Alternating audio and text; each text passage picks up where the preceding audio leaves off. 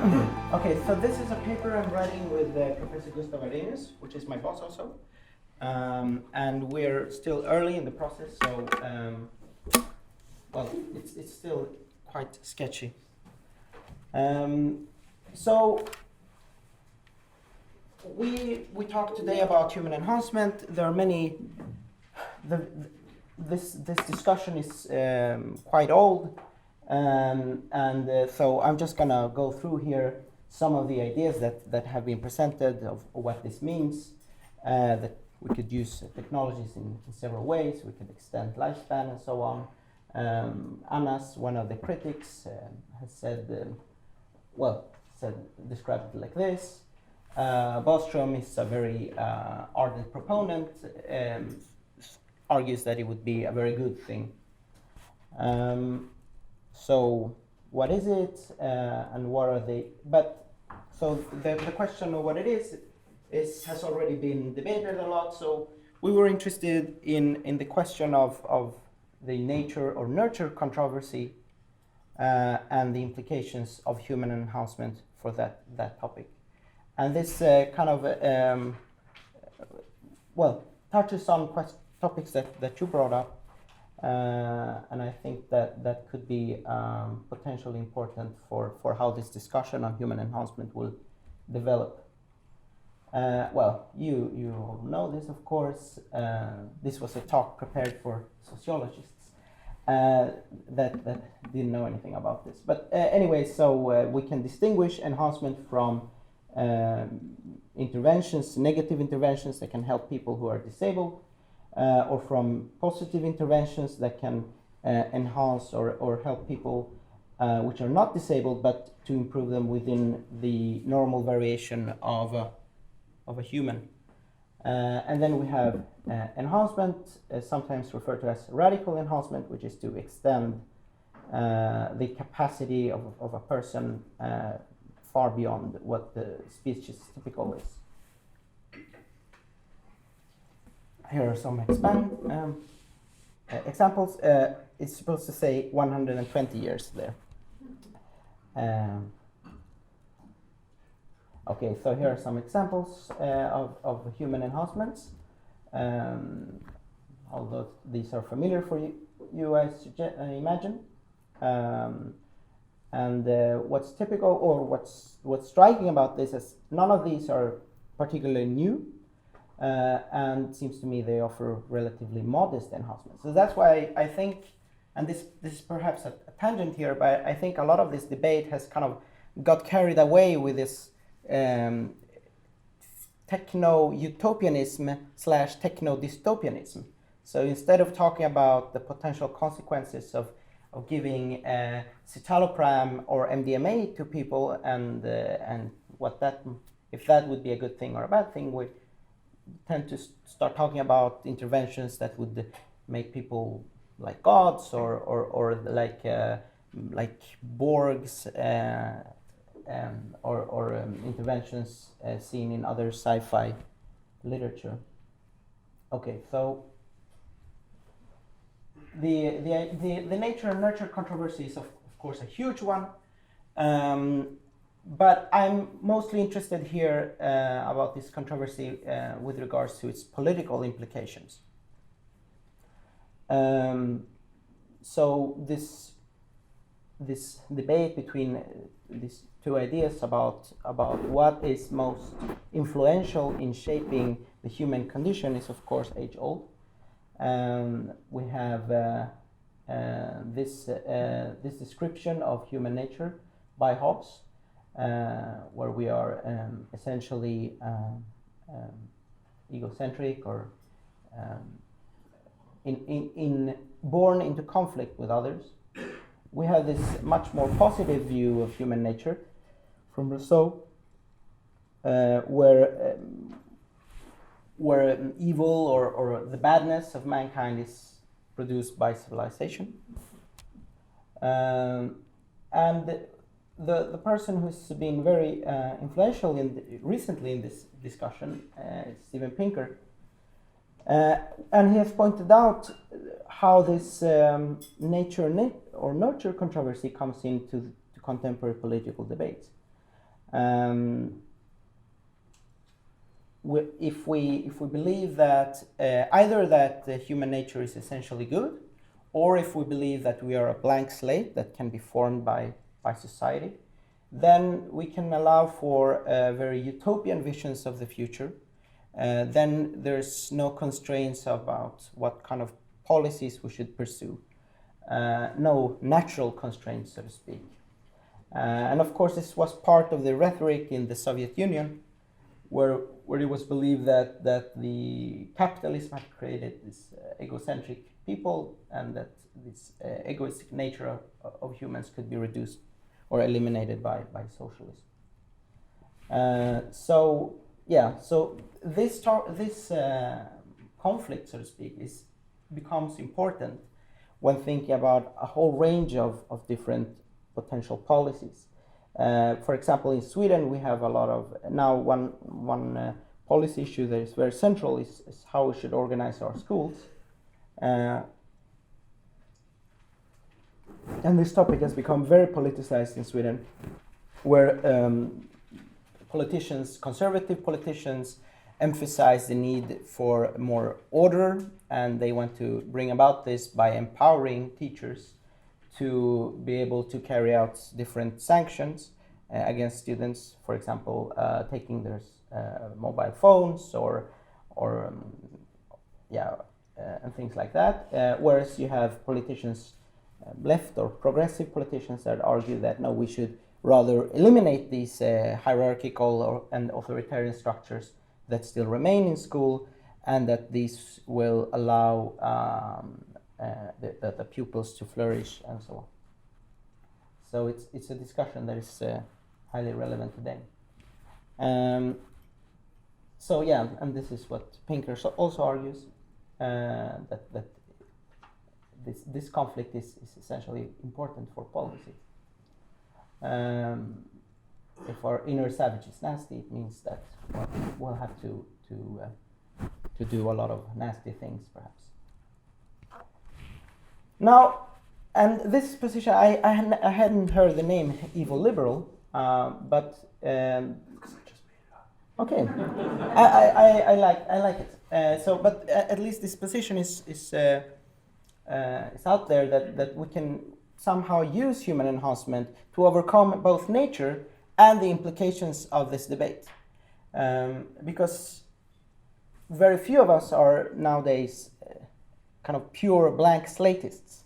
We do believe that there are, even if we're not wholly bad, as Hobbes, Hobbes didn't say we were wholly bad, but even if we don't think that we're as bad as Hobbes described us, we do think that there are some shortcomings in human morality, and that these utopian visions of the future, as proposed by contemporary progressives in Sweden in school questions, or by the Soviet Union, is quite difficult. Enter human enhancement. Could human enhancement be used to overcome this problematic nature of ours?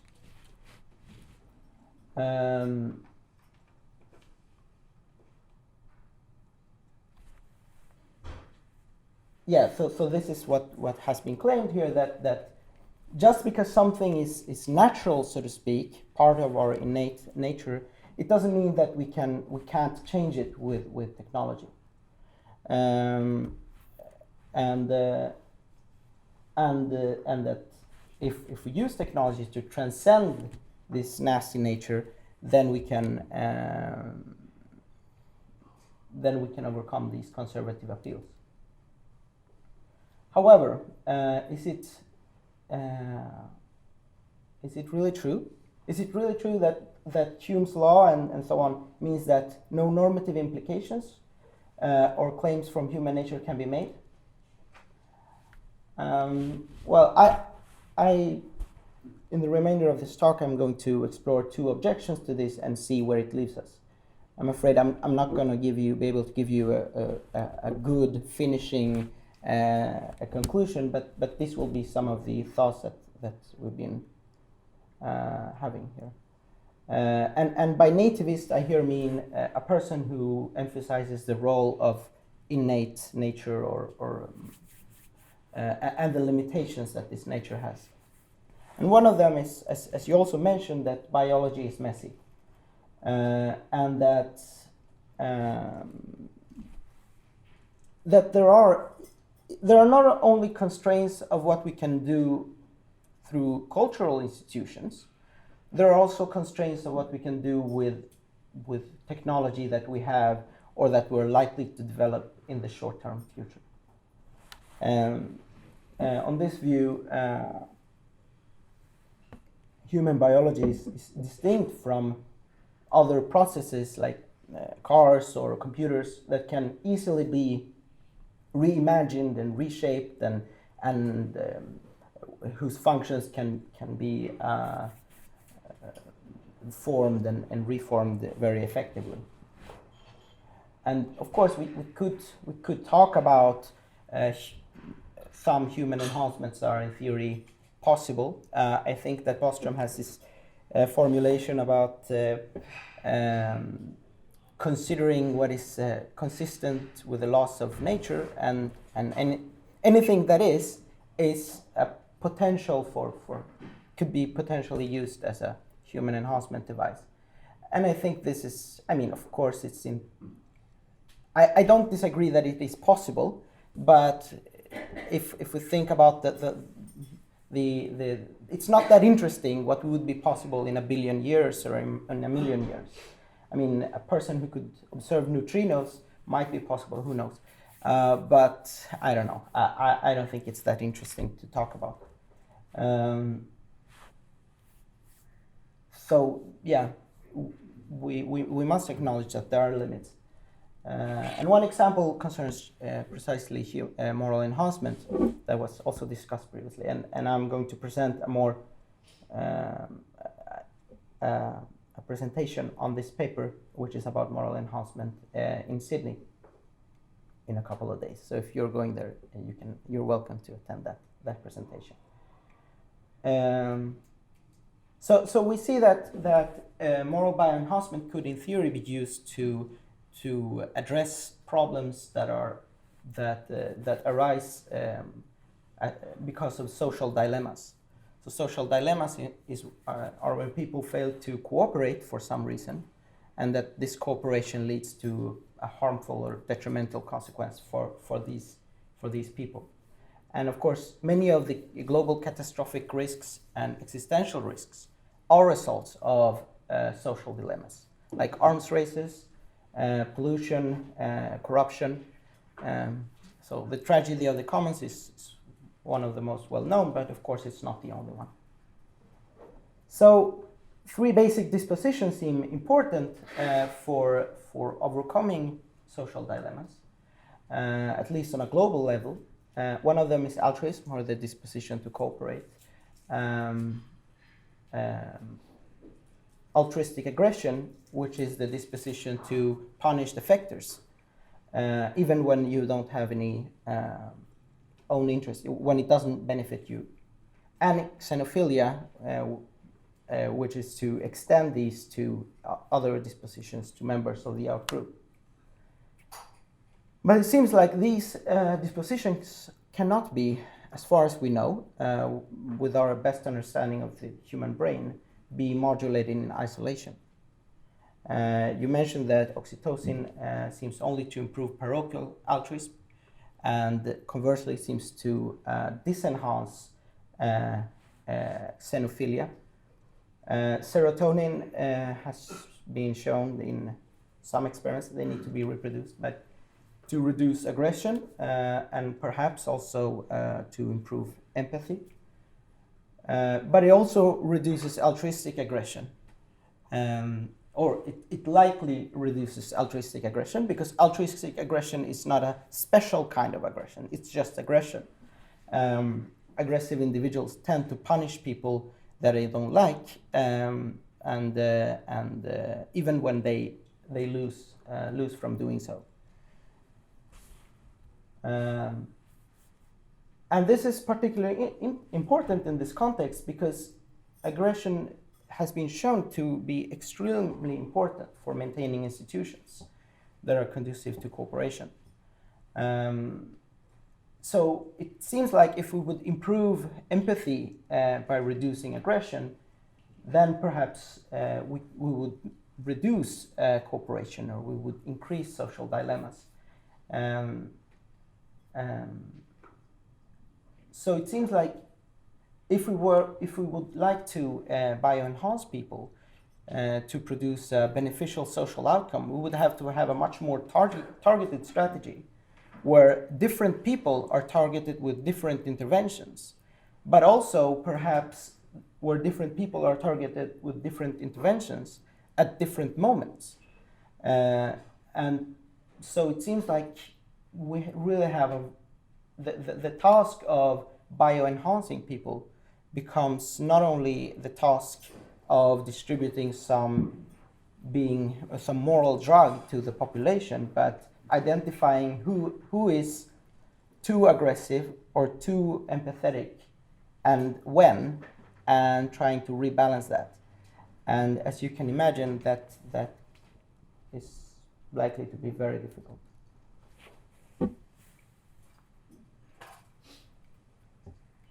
The second nativist objection departs from the notion that ought implies can. And this is kind of the other side of this nativist nurture-nature story. Whereas on the one hand you have the utopian socialism story.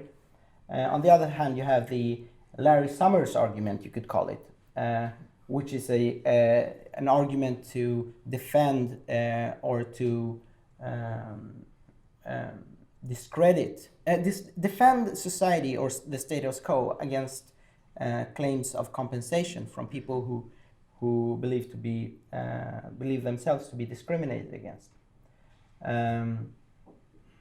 And to this objection, the nature-nurture controversy is still valid, and I don't see how this can be easily undermined by an appeal to human enhancement. So this nativist objection goes like this: that okay, human talents and skills are unequally distributed, and some talents correlate with some other traits, and some talents and traits are important or improve performance in some professions. So if a talentee is underrepresented in a particular group, this can explain why members of this group are underrepresented in this profession. And that this fact, if this is the case, since this is the best explanation for why this group is underrepresented, we don't need to appeal to discrimination. So while a nativist here, like Larry Summers or Baron Cohen or other people, could acknowledge that social differences or differences in talents could be a result of discrimination or unfairness, they often claim that innate differences or genetic differences are never a result of discrimination or unfairness. Therefore, they proceed, if members of a group, if the difference in talent is due to social phenomena, to some non-natural phenomena, non-genetic phenomena, then it is an open case whether or not this is a result of discrimination, right? I mean, imagine I could, when I was a child, I could have fallen down the stairs and hit my head, and this would have reduced my intelligence, and this would also, and therefore reduce my ability to land a high-earning job or to have a decent standard of living. So just because a difference in talent is social, it's not necessarily the result of discrimination, but it might be. But if it's innate, then we can conclude that this difference in talent is not the result of discrimination, they argue. And it seems to me that human enhancement, or the prospect of human enhancement, that we could lift some people with technology, does not change the fact or it does not change this argument or the strength of this argument. And progressives that seek to compensate people for historical injustices or for existing injustice are vulnerable to this argument. Because with this argument, you can claim that whatever inequality in resources that we can see is a result of some kind of cosmic injustice, Temkin injustice, we could call it, and not an injustice that is due to discrimination. So I would say that even though some people claim that this nativist way of talking about innate differences is normatively innocent, it's not. In many cases, it can be used, and it often is used to defend the status quo. So, possible progressive answers to this could be, of course, to deny the empirical claims, say that look, the innate differences that you're talking about are not there, or this is just a myth, and so on. And I think that Cordelia Fine has done a great job of debunking a lot of these neurosexist myths. And she's also talking in Sydney now, I saw. So that lecture is also well worth attending. Or you could, of course, endorse a consequentialist or egalitarian theory of justice that disregards whether or not some groups have been disadvantaged historically, and say this is irrelevant. Let's just consider who's poor or who's suffering and what we can do about it with the available resources. And of course, even though I favor this consequentialist theory of justice, well, I think a lot of progressives are still going to find this view unappealing. However, of course, there's and I think that human enhancement perhaps can help us indirectly here, or at least the research in genetics and in biology and so on that has been part of the whole human enhancement project, so to speak, has helped us to undermine one of the intuitions behind this nativist line of argument, namely that the lottery of nature is somehow a fair lottery, that we have an equal chance of being born richly endowed from nature, so to speak. So what I think should be a correct answer here is that not only is nature a lottery, the lottery is also rigged. Poverty and so on, it does change our nature. Starvation, for example, activates when the mother is starving. Genes are activated in the offspring that increases risk for a whole host of diseases. Sickle cell anemia is a result of strong genetic pressures produced by malaria, that in turn has been partly produced by poverty in some areas.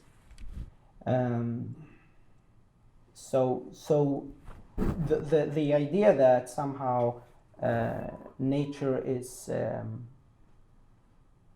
exists outside of the social realm is increasingly being undermined by this research. And of course, genes also directly respond to environmental stress.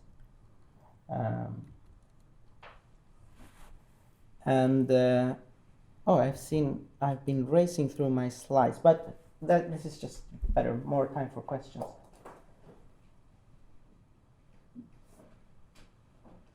Yeah, so this even though there are some reasons to question this nativist argument, it cannot be wholly undermined, and it certainly, human enhancement does not help us directly to undermine it. And however, the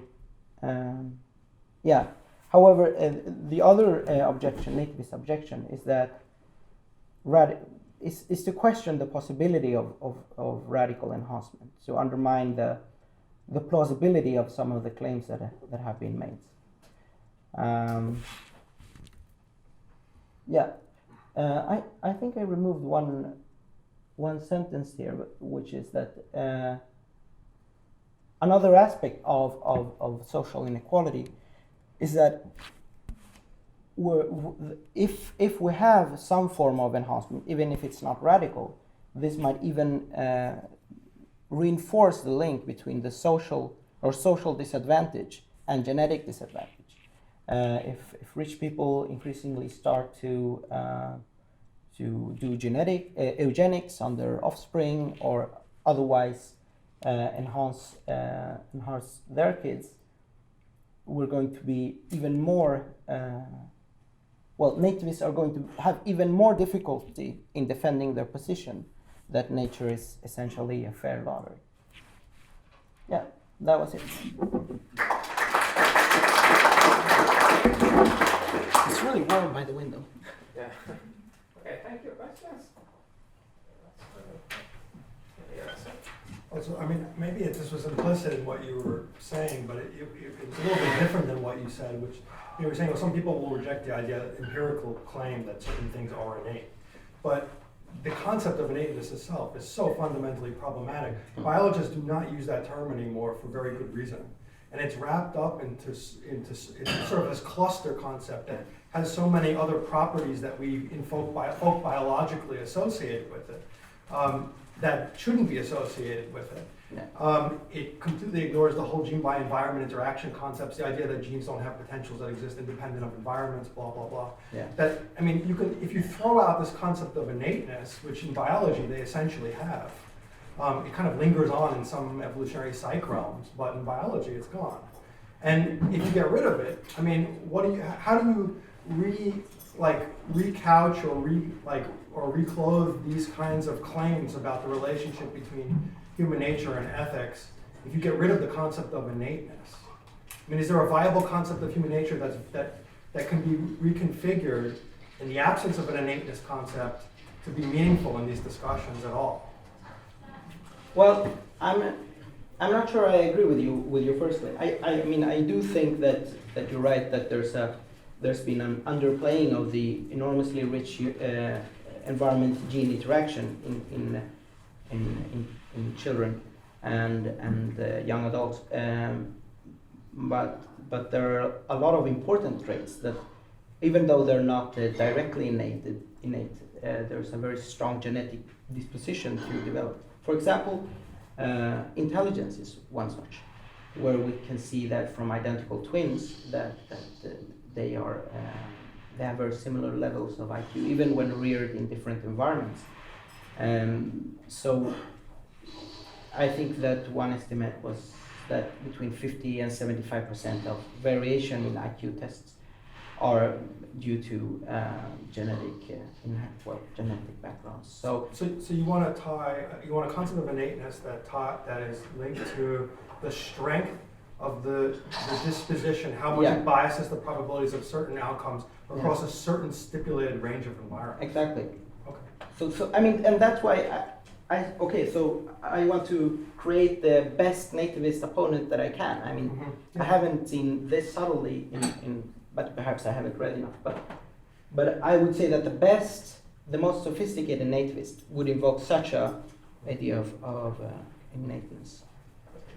Yeah, I should introduce myself because I'm not part of this group. I'm an evolutionary biologist and geneticist by training, worked for many years as a knowledge management systems analyst in an engineering environment. My current university connections are through eScholarship Research Unit and environmental engineering. So I have a question about the whole human enhancement story. It's something I've actually been studying from my combined backgrounds for the last 10 or 15 years, and that is the co-evolution of human cognition and technologies, and the way in which technologies have been used to enhance cognition. Now, so far the discussion I've heard has been very much about physical enhancement. I haven't, I've heard hardly any mention so far of the actual cognitive enhancement. And that's something that's been going on since chimpanzees, where we have increasingly, and speaking as humans, we have increasingly put more and more of our survival knowledge, which is what we're using to interact with each other and the world, in culture rather than genes. I would say our present component of survival knowledge is been very far put into the area of social knowledge. Knowledge is carried in the social realm, and we're changing the nature of human so rapidly just within, well, I'm 75, so I'm looking at a longer span than a lot of you, but I can say within the last 15 years, we have fundamentally so enhanced our cognitive processes by plugging these devices into our brains that considering the questions of biological human enhancement is really missing what is the Can I? Yeah. Because I totally agree with it. I want to turn this into a question. Yeah, okay.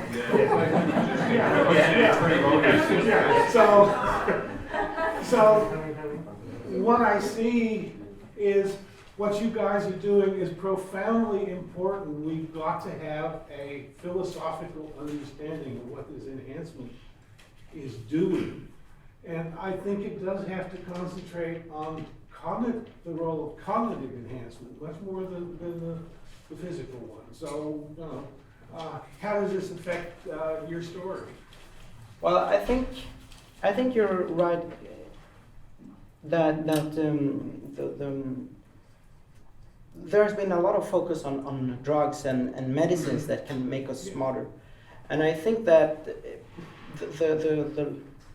the largest potential is not there, but rather in changing our physical environment so as to allow us to solve problems that we could otherwise not solve. And that's how we've been doing it for the whole human history is by using tools to enhance our ability to solve problems. But so I do agree with that, and yeah.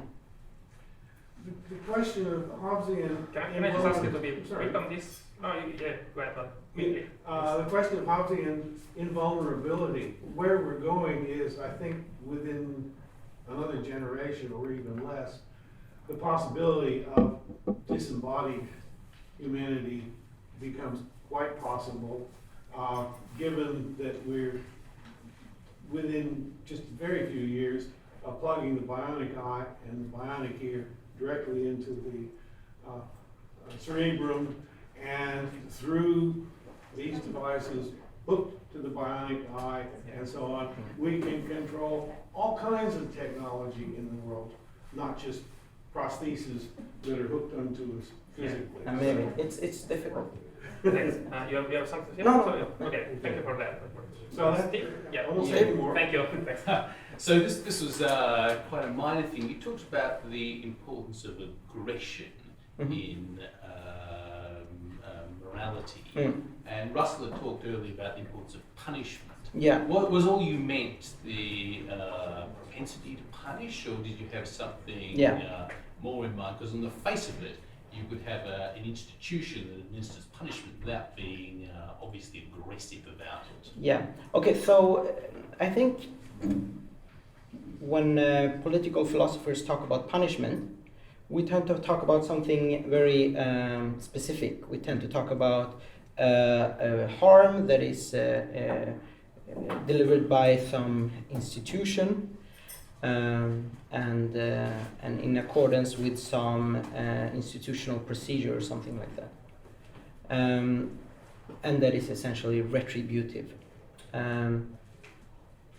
In these social psychology experiments and neuroeconomics experiments, they have a much more, as far as I understand them, they have a broader definition of punishment. Here, punishment can be a very kind of just a very minor social punishment that I tell you if you get in front of me in the line, I say, hey, what are you doing, or something like that. I show aggression or disapproval of you in front of a lot of people and try to shame you for what you did, for example. That is punishment in this context. So would you think of shaming and disapproval as aggression? Yes, because to be able to do this, to be able to tell someone who sneaks in front of you in the queue, hey, we're trying to have a civilization here, you need to, or at least you're much more likely to do this if you can feel aggression or indignation against this person. And if you have situations where this is not possible, or where people are less inclined to feel this aggression, then cooperation tends to fall apart. And actually these social public goods experiments are absolutely fascinating, where you have groups of 4 people and they have a commons, so to speak, a public good that they all can contribute to, but they all benefit from defecting. And you can see that if no punishment is allowed, cooperation tends to completely fall apart, even when people have been shown in previous experiments to be highly altruistic. So groups of highly altruistic people tend to fail to cooperate. Whereas you have people who are very egoistic or non-altruistic, and you give them the ability to punish each other, and you get fantastic cooperation. So it's so fascinating, because in philosophy we talk so much about altruism, we talk so much about empathy and about being a good person, and we somehow, I believe before reading the studies that what's necessary and sufficient for sustained human cooperation is the willingness to cooperate. Sounds kind of obvious, but it's not. It's not the willingness to cooperate. It's the willingness to punish and the ability to punish.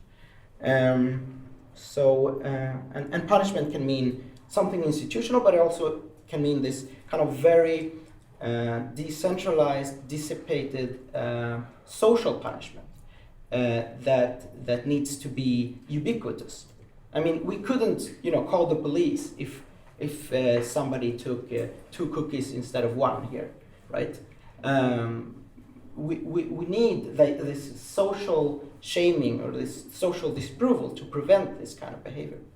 And that's why even if it would be theoretically possible to assign someone to be the police, to be enforcing social norms have always been most effectively endorsed when when altruistic aggression is distributed in the population. So yeah. Thank you. Kirsten? Yeah, I was just struck by one point when in your starting up, you were comparing the question whether we're essentially savage versus essentially noble. And even if we were essentially kind of savage or naturally savage, let's say, there would be no reason why we couldn't change that with human enhancement. Now it seems to me that if we had a disposition to change an essentially savage nature by means of enhancement, that would actually show that we're not essentially savage. It seems to be paradoxical, because the motivation to unsavage someone is a noble thing. And so the whole thing is a paradoxical. So either, if you think that we're essentially savage, then it wouldn't make sense that you say by human enhancement, you could either, at least you couldn't do it yourself. It would have to be someone who's non-savage who would want to unsavage you. Yeah. No. Fine, but of course, I mean, no one is claiming that everyone is savage, but that humans on average are savage, and there could be kinder people and less kind people. Okay. Yeah? Any other questions? Yeah, Julian? Yeah, I thought this aggression case was a really good one for sort of relates to Russell's one as well, and it's why I personally think there's much more in enhancement than biomedical enhancement people sort of think, because aggression will vary naturally. So if what's necessary is some willingness to punish or some practice of punishment for cooperation occur, not altruism or what we thought previously, whatever property it is, you think, that will vary from individual to individual. Now, you use this term nativist, but as Russell said, people will differ in their dispositions to be aggressive in a range of predictable situations. And all the biomedical enhancement project says is that, given that variation is highly unlikely to be ideal for the sorts of problems that we face, we should consider the possibility of directly intervening. So whatever, so say you think that punishment, some social kind of project is necessary to deal with the problems. It's still the case that project has to be enacted by human beings who vary in their properties, indeed their capacity to implement the sorts of things that Russell was saying. So it seems to me that, given that there isn't such a thing as just a social organism, there are individuals that make up that who vary in those properties. We do need to look at their dispositions and their capacities and so on, and the natural variation. Well, I do think, I agree with you that the study of moral enhancement is very important, because we can learn a lot from that in how to build institutions. And let me explain how I think. Because, so we want a group or a population that is able to overcome social dilemmas, to be able to cooperate. So what would it mean to morally enhance that? Not each individual in that group, but to morally enhance that group. Well, on my view, it would be to create the set of dispositions in that group that is most likely to be conducive to cooperation. So what is that set? Well, we don't know. But it's unlikely that we can just turn up aggression or turn down aggression or turn up empathy, especially when doing one thing affects so many other things, like propranolol that Guy Kahane talks about. Or I think you were in that paper too, that reduces xenophobia. That also likely reduces aggression. You have serotonin reduces aggression, testosterone increases aggression, but seems also to increase parochialism. So it seems like our tools for enhancement are very blunt, and our desiderata is a very fine-tuned balance of dispositions. Yeah, so do you think it's in principle, or do you think it's impossible to actually understand that balance and strategically modify it? Complicated as it is, it's not just a matter of turning up altruism or turning down aggression, but do you think in principle it's impossible to intervene to bring about greater cooperation at the social? No, I don't think it's impossible, but I think it's very difficult, and I think what we can learn from studying moral enhancement is to learn how to create an institution with a given set of moral of dispositions, how to create institutions that are conducive to cooperation. This is the $1 billion question in social science today. I mean, we know that good institutions are crucial for human development. And we know what undermines institutions. And we know sometimes how institutions are sustained. But we don't know how we get from a bad equilibrium to a good one. So, like, take Uganda, for example. Nobody in Uganda wants to have corruption. You ask someone in Uganda, how would your favorite society look like? They would say, I don't want to pay bribes. But still they have corruption. And how can they fix that? How can they go from corruption to no corruption? That's what we really would like to know.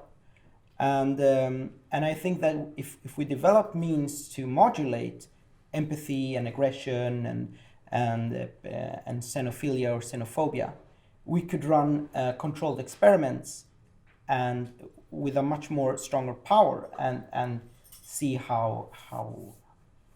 when and how institutions emerge.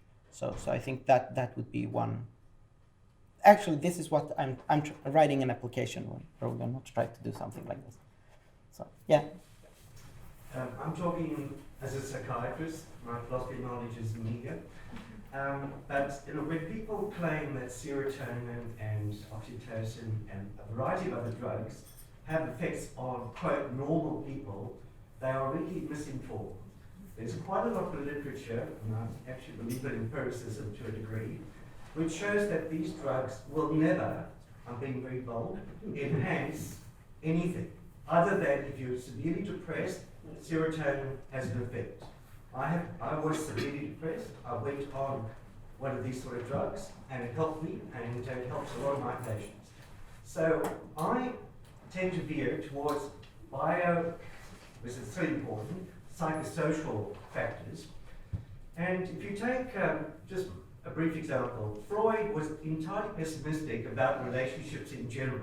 He said they never work out, they're too complicated, and so forget about it. And of course, he had lots of enemies and lots of fights with everybody. But some of his pupils, if you like, his legacy, is much more optimistic. So my favorite example is John Bowlby. So Bowlby is asked by WHO after the war to check out what happens with orphans of war. What sort of problems do they show, and how can we bring them back, if you like, not bring them back, sorry, but how can we enhance their sociability and their welfare and well-being? So that's a report, very significant one. But then it spurs him on to look at what promotes a person's sense of empathy particularly, and other positive variables. And he develops, I guess most people know this, he develops an attachment theory. And he doesn't just do that out of his head. He takes Freud as a basis. He says that. He says, without Freud, I wouldn't have been able to do any of this. And then he goes off to Cambridge and he looks at ethology and becomes friends with Upton Bergen, who is it? Anyway, somebody famous. And he learns a lot about ethological behaviors, other primates and other animals, and so on. And he comes up with a theory which also is then empirically tested by Mary Ainsworth and others, which looks at mother-infant interactions. And out of all that, out of this, if you like, composite of work, we get a lot of evidence. In fact, I think it's phenomenally solid evidence that attachment behavior between mother and infant is absolutely fundamental to how that infant child will develop a sense of awareness of others, etc. So I always get a bit weary when people start talking about biomedical enhancement, when we already have, I'll be work from the 50s, 60s onwards, and we already have evidence outside of bio and outside of medical to show that some people will flourish, some babies will continue and have flourishing lives, and others will become psychopaths because they don't have mothers, or their mothers are themselves psychopathic, etc., etc. So what my question is, why don't we go to the evidence that already exists, instead of positing what I think are very spurious options, like the drug thing, like serotonin and so on? the moment you talk about serotonin, I'm wary.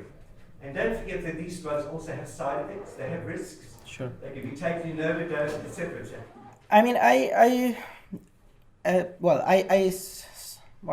thoroughly agree. I mean, I do think that there are severe, I mean, and this is what I've been saying also, that there are limitations what we can achieve through biomedical interventions. But I also think that some of the spurious or weak results that you talk about for healthy people, well, they are likely true for SSRIs like citalopram.